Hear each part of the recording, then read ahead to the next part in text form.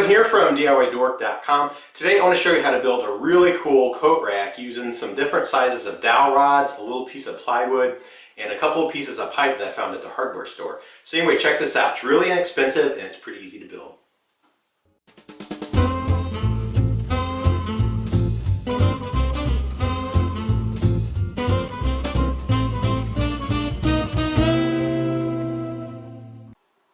Okay, so here are all of the dowels installed. There's a couple of changes I'm going to make, but I want to point out something real quick. I said I was going to drill these out randomly, and I did, but I thought it through a little bit, and I kind of imagine it as groups of three. So these bottom three are the 5/8 dowels, and I made sure they all faced different directions so that the coats wouldn't interfere with each other. Then the second group of three is the skinny dowels. All right, so what I tried to do is when a coat would hang off them, it would not interfere with dowels below it. So see how I kind of, I shifted around, and then I did the same thing with the ones up here up top. Now, once they're all in, I've decided that the skinnier dowels don't look as good as a 6-inch, so I think I'm gonna go ahead and shorten them up to about, I'll probably chop 1 inch to 1.5 inches off of those. This one and this one over here. I think that one looks okay. And then that's okay. And then these top two, once they're at the top, they look a little long, so I'll probably chop a little off of that one and a little bit off of that one. And then again, these aren't even in permanently yet. I gotta glue them in all that first, but I need to finish the ends of all the dowels, including the big ones. So I'll show you how to do that next. All right, now the last step I need to do to finish off all my dowels, including the big post here, is I want to round off the ends into sort of like a bullet shape. Now this is kind of hokey the way I'm going to do it, but it does work. I'm going to take my orbital sander, I'm going to turn it on and then just hold it steady, okay, with one hand. Then I will take the dowel, and as this is spinning, I will actually rotate the dowel as well, and it'll start to sand it down to a point. Then when it gets to where I like, I'll just kind of round it off and I'll have a nice rounded edge. Now it'll take even longer on the big post here, but it will work. It just requires a little patience. So let me show you how it works.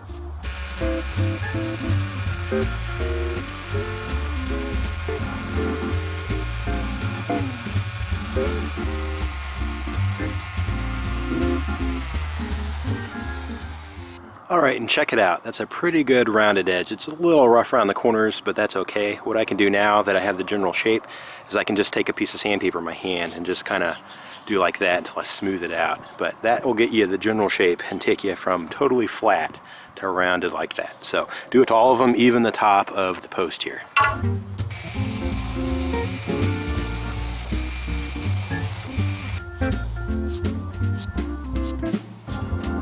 Alright, and here's one more trick you can do to sand your dowels. Take a sanding block, and if your drill chuck is big enough to do it, mine will hold the 1/2 inch, but it won't hold my 5/8, so it'll make the 1/2 inch a little faster. Then just hold it up and use the power of the drill to do all the work.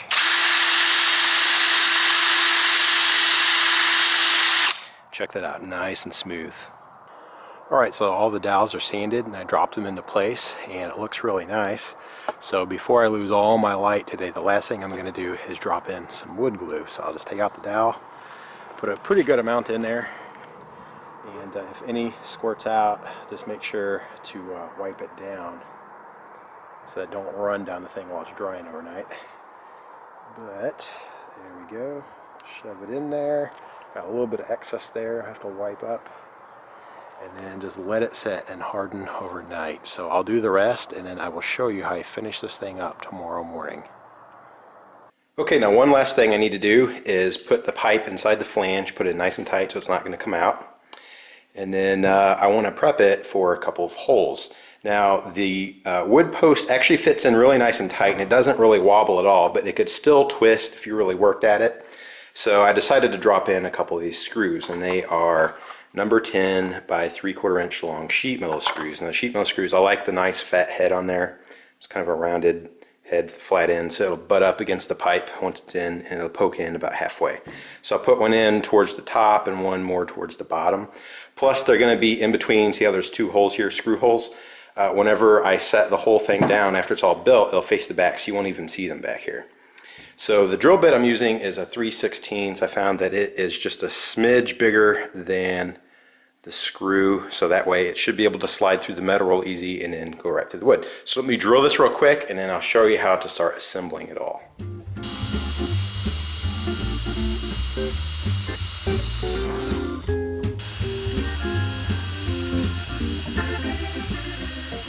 Alright, now check that out. I have the holes drilled in there, and the reason I went in through the threads is because there's a lot less metal to have to drill through. It was actually pretty quick once it got started. It took a little, wiggling around to get it to go, but then once it went in, it was no big deal. As you can see, the screws don't just slide in, but they twist in real easy by hand, so that should be a nice tight fit. So now I'll go ahead and assemble it, which is really easy, and then I'll show you how I finish off the whole thing with a little bit of paint.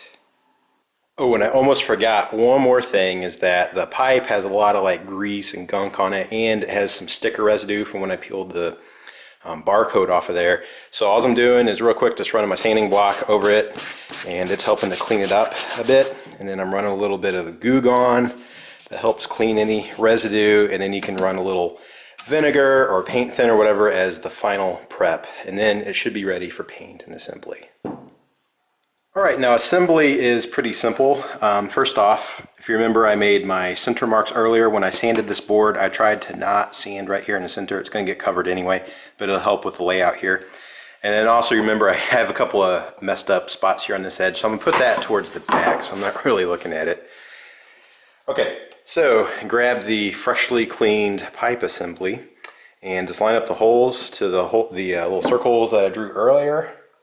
Line them up, and then all I got to do is drive in some more of these 3/4 inch screws, the same ones I'm going to use on the back side. And just drive them down, and assembly is basically done.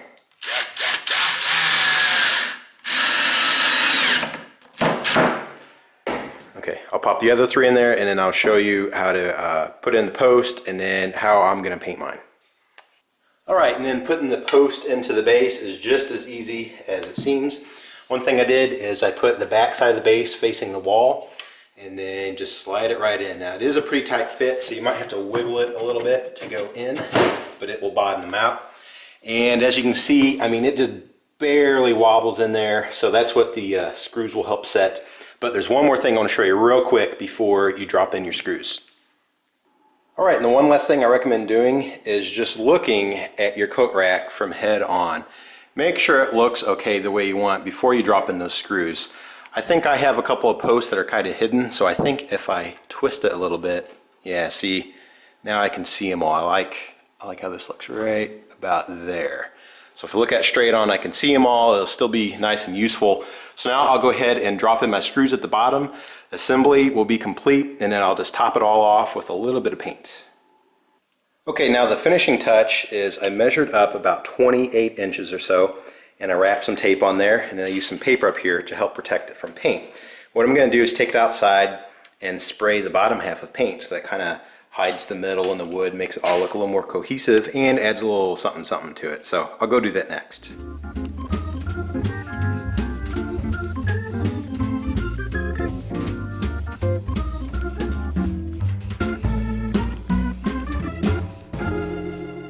Alright, and then of course the last step here, I'm going to pop on some of my little felt bumpers here so they don't scratch up the floor. So now let me show you what this thing looks like when it's all finished. And here it is all finished. Got the really cool bright red base, about sears your eyes to look at it. Then we have the raw wood top with all of the raw wood pegs up here too. I went ahead and put 10 of them in there. I think it will be functional and it looks pretty cool too. And it turned out to be a really cool project. Now I did keep mine 6 feet tall. One thing I probably should have mentioned earlier is before you assemble the base together, you could chop a couple inches off of your, the bottom of the post before you screw it down. And then that way you could have yours just a little bit shorter, but I'm okay with the height. I think it works good, and it's a, you can throw a hat up top and hang a bunch of coats or scarves or whatever off of it, and works pretty fine. Probably the hardest part was the pegs, both rounding off the edges and making sure that they fit in there without wobbling too much, and just making sure that they, they're kind of balanced so that you can hang stuff off and it's not interfering with what's below, but then it don't look too goofy.